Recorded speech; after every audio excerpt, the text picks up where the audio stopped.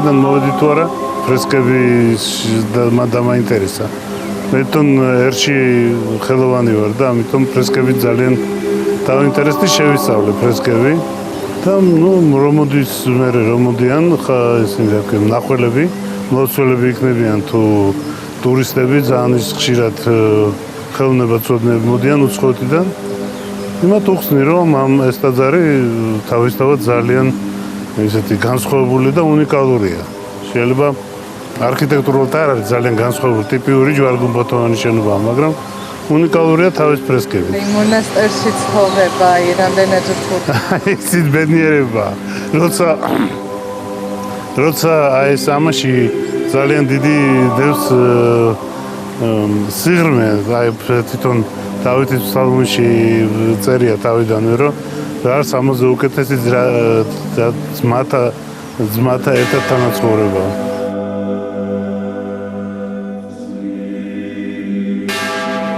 ისეთი შეგრძნება მაქვს, რომ თავიდან უნდა დავიბადო. რაღაცა თვითონ ფაქტიც ისეთ ბერად აკვეცის, ხომ? ის არის, რომ ამ სოფელს განეშორები და უკვე ღვთის სამსახურში ბოლომდე დგები და თავიდან იბადები. და როგორც ნათლობის დროს ადამიანს ყველა ცოდვა მიეტევება, ასევე მიეტევება ბერად აკვეცის დროს და ეს უდიდესი პასუხისმგებლობა, იმიტომ რომ შემდეგ უკვე რაღაც ცოდვების დაგროვება ძალიან სახიფათოა, იმიტომ რომ ხა თუ მოგნათლავენ ბავშვობაში, ბავშვი ხარ და ჯერ შეიძლება რაღაც არის. მაგრამ როცა შეგნებულად მიდიხარ აკვეცამდე, ან მეორედ ინათლები, ცოდვისგან განთავისუფლდები, აუცილებლად დიდი პასუხისმგებლობა არის, იმიტომ რომ ისევ არ ჩადგე რაღაც ცოდვებში, თუნდაც მცირეში. თუ რაც მეტი მოგეცა, მეტი მოგითხოვება, ხომ? ამიტომ ძალიან ესეთი მომენტი, აი პასუხისმგებლობა ძალიან დიდია. ეროვნულ ცხოვრებაში მე მუსიკოსი ვიყავი და ხელოვნებაცოდნე. თავის დროზე დავამთავრე თბილისის კონსერვატორია. მე ასპირანტურა დავამთავრე ნოვოსიბირსში, პიანისტი ვიყავი. როდესაც ის იყო, რა ქვია, გამძვინვარებდა კომუნისტური ცხოვრება, მაშინაც მარხულობდი და მაშინაც რაღაც ესეთი ეკლესიასთან ახლოს ვიყავი და სულ ფიქრობდი, რომ როდესაც ჩემი ბავშვები, შვილები მყავს 4 და როცა ყველა ფეხზე დადგება, მე აუცილებლად ჩემს სულს მივხედავ და ესეც მოხდა. და დავაბინავე ყველა, მე გადავწყვიტე, რომ უკვე უნდა ჩემ თავს მივხედავ. იმიტომ რომ აი ეს ბოჰემური ცხოვრება ახლა არ მინდა არაფერი გავაშაუან, იმას აქვს, მაგრამ თავისთავად დაკავშირებულია ხიბლთან, იქ შეხვედრები, ყვავილები, ისინი 1000-მისთან და დავიღალე ეროვნული ცხოვრებისგან და ეს გადავწყვიტე, რომ ახლა უნდა მივხედო ჩემ სულს. ბერმონასვნები ირჩევენ თვითშეზღუდვას, სადაც ქრისტეს მიერ მინიჭებულ სულიერ თავისუფლებას გამოკვეთენ. სიკვდილზე ფიქრობენ, რათა მეტი სიძლიერით განიცადონ ახალი ცხოვრების მოახლოება. ეჩვევიან ადგილს, სადაც ქრება ადამიანი დროში. მას განიცდიან როგორც საკუთარ სხეულს და გარდაქმნიან ეკლესიად და ორიენტირდებიან ღმერთის სასუფეველზე.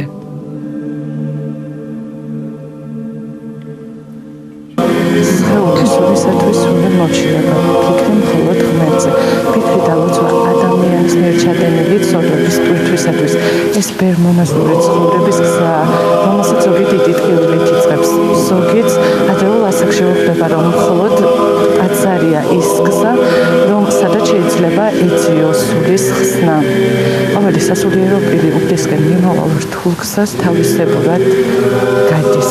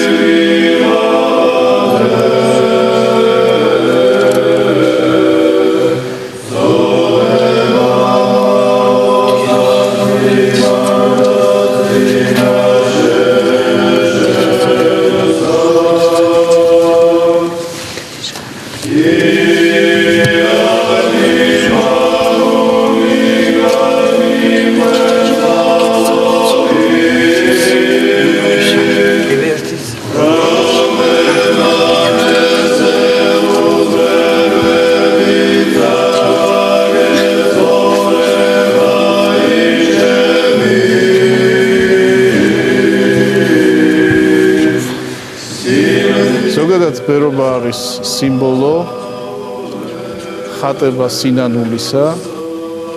Რამდენად მსახურების ჟამსაც პირველი გალობა, რომელიც გაისმება აღკვეცის დროს, ეს გახლავთ წიაღნი, მამული, განვიხილეთ წყალობით, რომელმან ეგე უდებებითა ჩემითა წარვაგე ცხოვრებაი ჩემი.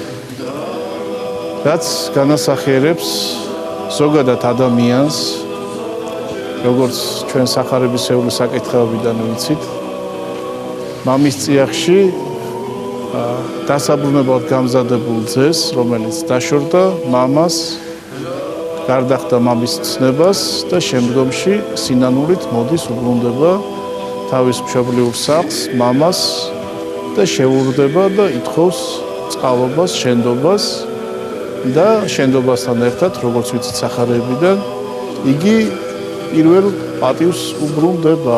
აქედან მოდის ტერმინი სამოსელი პირველი.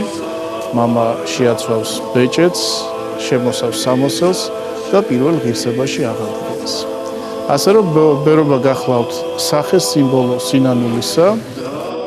მონაზვნის სრულყოფილებისაკენ სვლა სტადიების მიხედვით ხდება და სამ თანმიმდევრულ უარყოფაზეა დამოკიდებული. პირველი უარყოფა ხდება ამასოფლის სრული უარყოფით.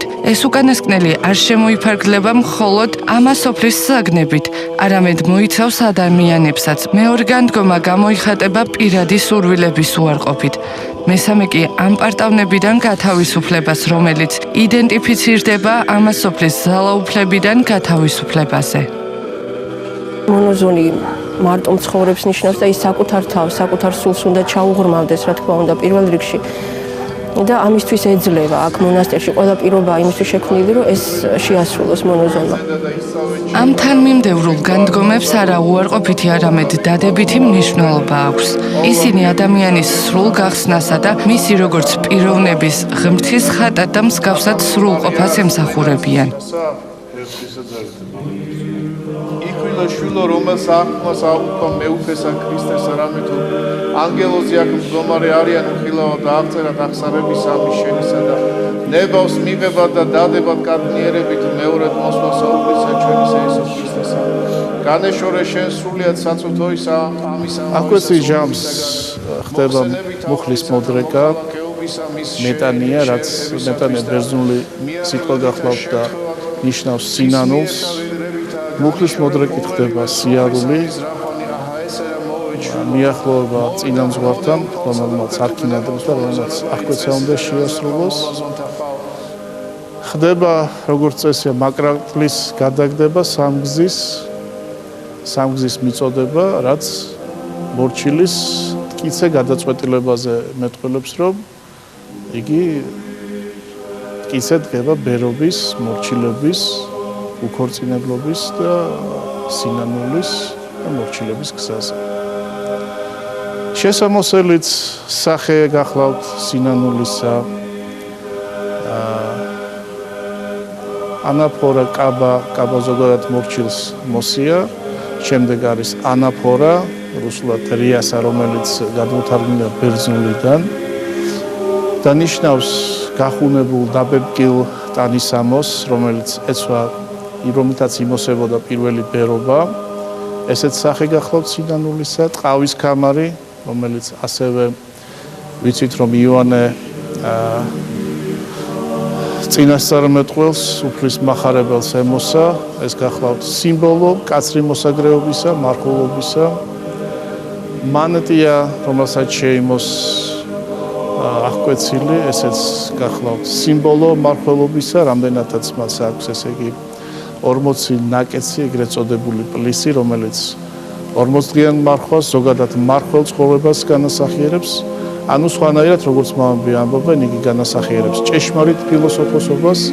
მოგეხსენებათ, რომ მანტია არის აკადემიური მოსაცმელი, უნივერსიტეტებში, აკადემიებში, თვითონ სასამართლოსაც მანტია აქვს ხოლმე მოსკვნილი და ჭეშმარიტი ფილოსოფოსობა და ჭეშმარიტი მეცნიერება გახლავთ ბერობა, რომელიც თავისი ცხოვრების წესით ამტკიცებს იმას, რასაც ბაგები და სიტყვით გადაგებს ბერი აი ამ თავისი ცხოვრების განმავლობაში.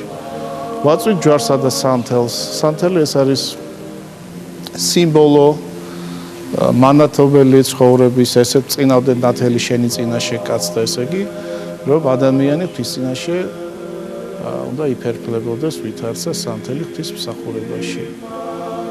გასავალია პარამანი და ჯვარი საბეჭური, რომელიც არის სიმბოლო ჯვრის სიდვისა, მასზე გახლავთ ესეთი წარწერა, მე საწერტენი უფლისა ჩემისა იესუისნი ხორცს და შინად ჩემთვა მიტვირთავ, ასე რომ, ასე იგი, ტკივილს, მწუხარებას, განსას და საავადმყოფობას ჩვენ ვიღებთ ჯვარს, როგორც ჯვარს და ვატარებთ მთელი ცხოვრების განმავლობაში ვიდრე კუბოს ფიცრამდე. ესე იგი, ბერი საბეჭურითა და პარამანის ჯვარით ჯვრის სახით არის შეკრული. ეს ერთგვარი დაცვად გახლავთ ავიძალებისაგან და შეხსენება, რომ ბერმა ყველაფერი თავმდაბლობითა და მორჩილებით უნდა დაითმინოს. კუნკულ ბარტყუნი, რომელიც გახლავთ, ასე ვთქვათ, სულიერი ჩაფხუტი სიმდაბლისა, ბრძოლისა, სიმტკიცისა, საუფლო მადლისა და რაც მთავარია ცხოვრებისა, რომელიც ბერს, ასე ვთქვათ, თავზე ახურავს. აი ზოგადად ეს სიმბოლიკა გახლავთ აღკვეცაში, აღკვეცის შამს, რომელიც ბერს მთელი ცხოვრების განმავლობაში უნდა ახსოვდეს, ასევე იკითხება საკითხავი სახარებიდან, ვინც დაადებს ხელს გუთანს, სახნის, ერქვანს და უკან მოიხედება, იგი კვალს სწორად ვერ გაავლებს, ასე რომ ის ვინც დაადებს ხელს ერქვანს, სახნის, უკან დასაბრუნებლად აღარ არსებობს, იგი უნდა ასე ვთქვათ, ჩაიფერფლოს ღვთის მსახურებაში. ადამიანი, როდესაც თავისუფლდება ამ სოფლიური ზრუნვიდან და თავისი თავიდან, უსასრულოდ ფართოვდება. გადაიქმნება ჭეშმარიტ პიროვნებად, რომელიც ქრისტეს მოცემული მაგალითით თელკაცობრიობას შეუნდობს. რამდენადაც ყოველი ქრისტიანი ვალდებულია უყვარდეს ყოველი ადამიანი, თავისი მტრებიც კი. სწორედ მაშინ მასში ისადგურებს თვით ღმერთი და ეს ადამიანი იძენს ძეღმრთისას მთელი არსებით. სწორედ აქაა ადამიანის პიროვნების სიდიადე, რომლის სრულყოფილებისათვის უკიდურესად ძნელი ბრძოლაა საჭირო. ბერმონაზნური აღთქმა ერთდროულად ქალწულებისა, უქორწინებელი ცხოვრებისა, უყუარებისა და მორჩილებისა. წარმოითქმება საზეიმოდ განსაკუთრებული წესის დაცვით ხანგრძლივი გამოცდის შემდეგ.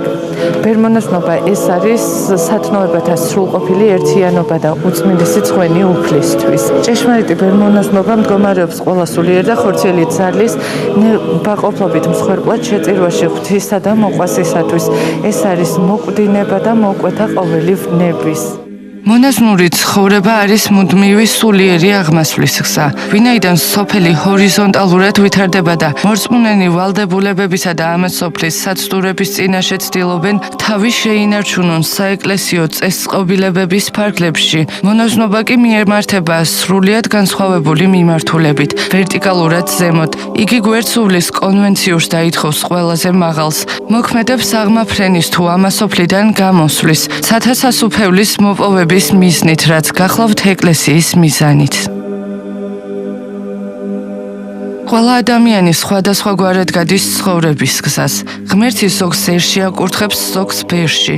ადამიანები, რომლებიც საერო ცხოვრებას ირჩევენ, ხშირად მაინც ვერ წყდებიან ბერულს, რადგანაც უფალთან სიახლოვე ყველაზე ტკბილია. ის, ვინც ერთხელ მაინც ყოფილა სტუმრად მონასტერში, მისი ტიპიკონით უცხოვრია, არასოდეს დაავიწყდება იქაური სამყარო. მაინც მონაზონი ალბათ მდუმარებაში იუნჯებს და მდუმარებით იხვეჭს მადლს, ღვთის მადლს. ალბათ ყველაზე მთავარი მაინც ის არის, რომ მონაზონმა საკუთარი ნება მოიკვეთოს და მდუმარებით აღასრულოს ის მორჩილება, რომელსაც მას მოძღვარი და წინამძღვარი დაუწესებს.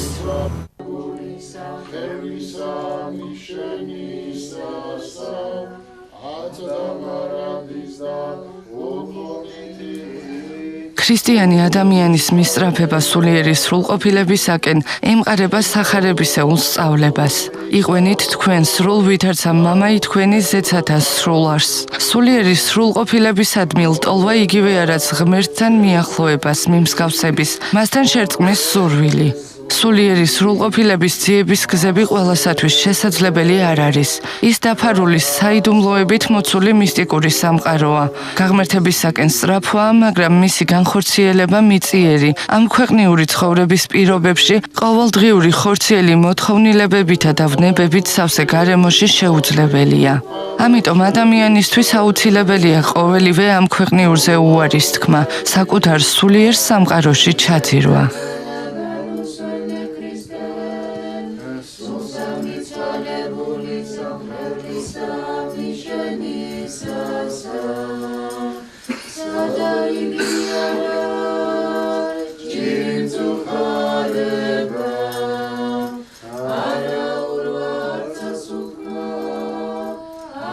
მონასტრული ცხოვრება განსაკუთრებით რთულია იმის გამო, რომ მონოზონს და მონასტერში მოსულ შემდგარ მორჩილს უწევს უხილავ ძალებთან ბრძოლა.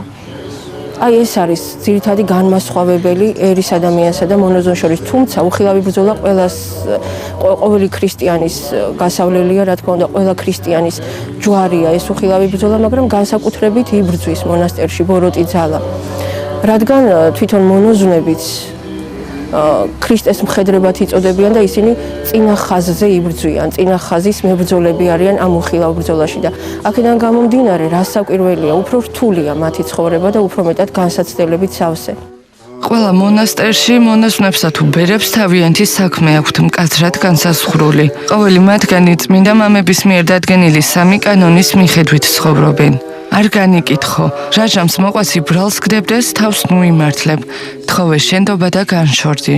ყოველ ადამიანში დაინახე მხოლოდ სიკეთე, მიმართე მას კეთილი სიტყვით, თუ ეს არ ძალგით, ნუ რაფერს ეტყვი.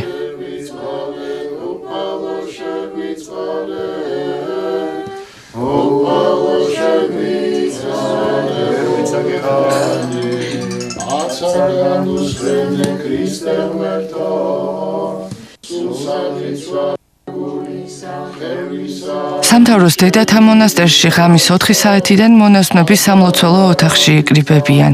როგორც ყოველთვის დღე ლოცვით იწყება. დედები გამთენიისას დაახლოებით 3 საათს ლოცულობენ. ცისკრის ლოცვების შემდეგ მონაზვნებს კელიის კანონები აქვთ შესასრულებელი.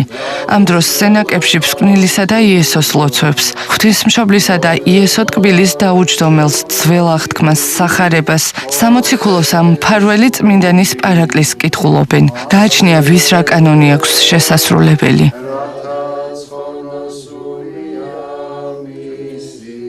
მომიტევენ ჩვენთან, მადებნი ჩვენი ვითარცა ჩვენ მოგტევებთან ამდერქმა ჩვენთან, დამოშებიყვანებ ჩვენგანსაც და სარამეთ მიხსენ ჩვენ გოროცაგან, ამინ. ღვთისმშობლო ქალწულ გიხაროდე, მიმართლებულო მარიამ ფარი შენთანან, გთხოვხარ მონაზვნები სატრაპეზოდ როგორც წესი 11-სა და 5 საათზე იკრიბებიან, ამიტომ სამზარეულოში მორჩილება დილიდან იწყება. აქ საქმე უამრავია. ტრაპეზის მომზადება თავის დროზე უნდა მოასწრონ.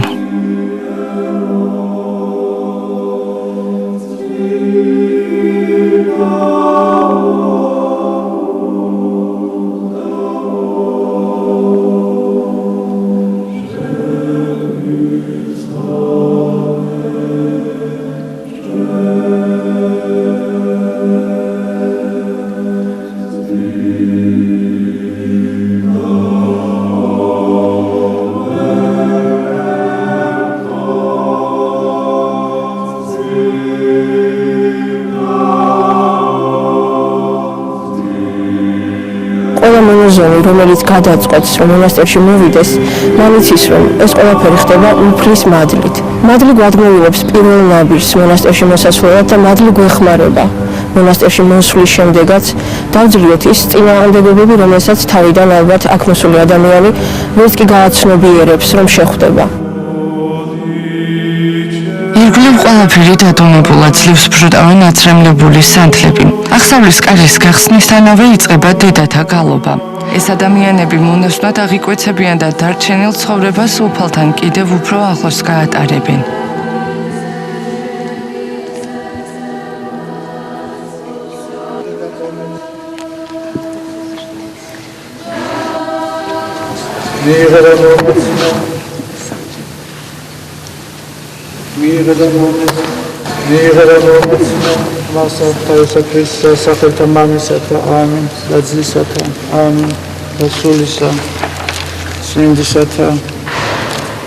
Amen.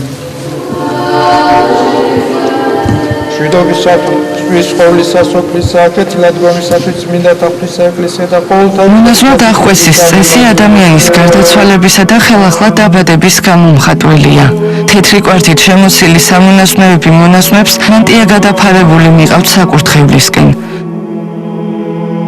ახლა ეს ადამიანები ახალცხოველობას იწყებენ ისინი უფლისგან საბოლოოს დაადგნენ. შეიძლება ითქვას, რომ მან წუთისობის ცდუნებებზე გაიმარჯვეს და დარჩენილ სიცოცხლეს სულფალთან სიახლოვეში გაატარებენ. აღსავლის კართან მისული უკვე ახალ ცხოვრებას უნდა შეუდგეს. მონაზონმა მორჩილების ნიშნად მოძღვარს გადაგდებული მაკრატელი უნდა მიაწოდოს. სხვათა შორის დღევანდელ საკითხავში წმინდა თეოდორე სტუდიელის დღევანდელ საკითხავში იყო ესეთი წინადადება ფრაზა, რომ მონაზვნობა ეს არის ფრიად შესაწუხებელ და შეუწუხებელი ცხოვრებაო. შესაწუხებელი იმიტომ, რომ ვინც მორჩილებით არ შეუდგება ამ გზას, ის ძალიან დიდ ტკივილებს გაივლის, დიდ წინააღმდეგობებს შეხვდება. ხოლო ვინც მორჩილებას აირჩევს და დადებს ქვაკუთხედად აი ამ გზაზე ვინც შედგება და ქვაკუთხედად დადებს მორჩილებას და საკუთარი ნების მოკვეთას, ის რა თქმა უნდა მიაღწევს ამ ქვეყნიდანვე ქვეყანაზე უკვე ეზიარება საღვთო სიხარულს, რომელიც გაგრძელდება მარადივი ცხოვრებაში ქრისტესთან. ამის შემდეგ კი უკვე აყვეცილმა მონაზონმა სირთულეებით სავსე მონასტრული ცხოვრება უფლის სადიდებელი ლოცვებით უნდა გადალახოს.